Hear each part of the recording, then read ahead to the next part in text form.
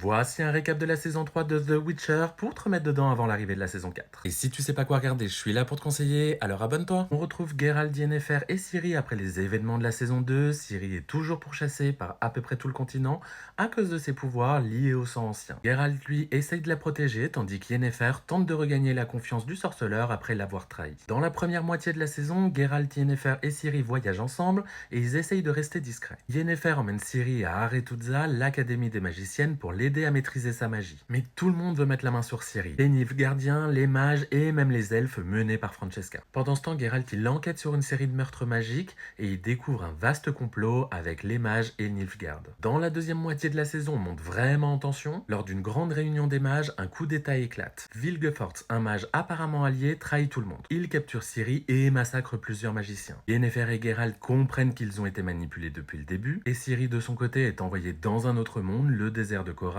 où elle se retrouve seule et affronte ses visions, découvrant peu à peu l'ampleur de son pouvoir. À la fin de la saison, Geralt, qui est gravement blessé, est sauvé par Jaskier et Milva. Yennefer reforme les rangs des magiciens pour contrer Vilgefortz. Ciri, croyant ne plus pouvoir être elle-même, rejoint un groupe de bandits appelé les Rats sous un faux nom, Falka. Et grosse révélation, le père de Ciri, l'empereur de Nilfgaard, est toujours vivant et la recherche activement. Voilà, maintenant t'as toutes les infos nécessaires pour voir la saison 4 qui sera dispo jeudi sur Netflix.